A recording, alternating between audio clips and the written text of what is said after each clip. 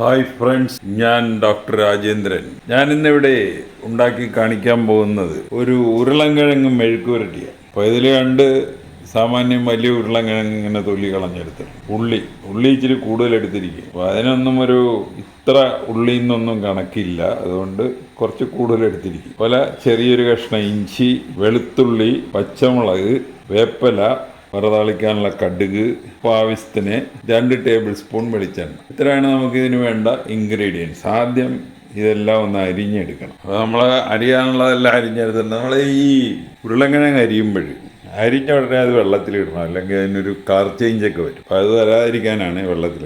ഇനി ആദ്യം ഇത് പുഴുങ്ങി വെന്ത് കഴിയുമ്പോൾ അതിൽ ഉപ്പിട്ട് കുറച്ച് നേരം കൂടെ കിടന്ന് കഴിഞ്ഞിട്ട് അതിൻ്റെ വെള്ളം ഊറ്റിക്കളയും. ആദ്യം നമ്മൾ ഉരുളക്കിഴങ്ങ് പുഴുങ്ങാൻ വെച്ചിരിക്കുക.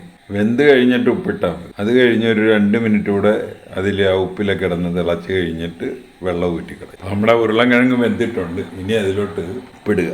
ആദ്യം നമ്മളൊരു 1/4 ടീസ്പൂൺ ഉപ്പിടുക. ഇനി ഒരു 2 മിനിറ്റ് കഴിഞ്ഞിട്ട് ഇതങ്ങ് ഊറ്റുക.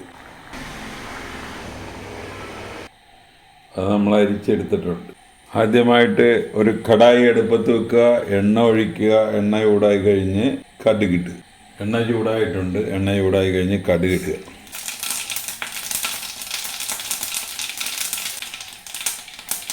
കടുക് പൊട്ടിക്കഴിയുമ്പോൾ വേപ്പില ഇടുക. പച്ചമുളക്, ഇഞ്ചി അരിഞ്ഞത്, വെളുത്തുള്ളി അരിഞ്ഞത്. അപ്പം അതിൻ്റെ ഒരു പച്ചപ്പൊക്കെ ഒന്ന് പോയി കഴിഞ്ഞിട്ട് ഉള്ളി ഇടാം. ഇനി ഇതിലോട്ട് ഉള്ളി ഇടുക. അപ്പോൾ ഉള്ളി നല്ല പെട്ടെന്ന് വഴന്ന് കിട്ടാനായിട്ട് കുറച്ച് ഉപ്പ് ഇടുക.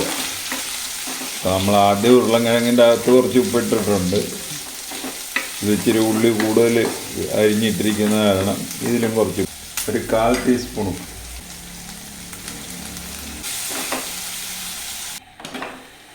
നമ്മുടെ ഉള്ളിയൊക്കെ ഒരു വരി വെന്തിട്ടുണ്ട്. ഒരു കഷ്ണം എടുത്ത് നമ്മൾ അതിൻ്റെ ഉപ്പൊന്ന് നോക്കണം. എന്ന് പറഞ്ഞാൽ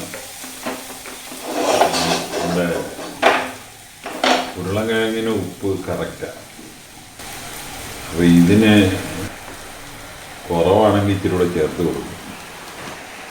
ഉപ്പ് കറക്റ്റാണ്. നമ്മൾ ഈ വേവിച്ച് വെച്ചിരിക്കുന്ന ഉരുളക്കിഴങ്ങിലോട്ടിടും.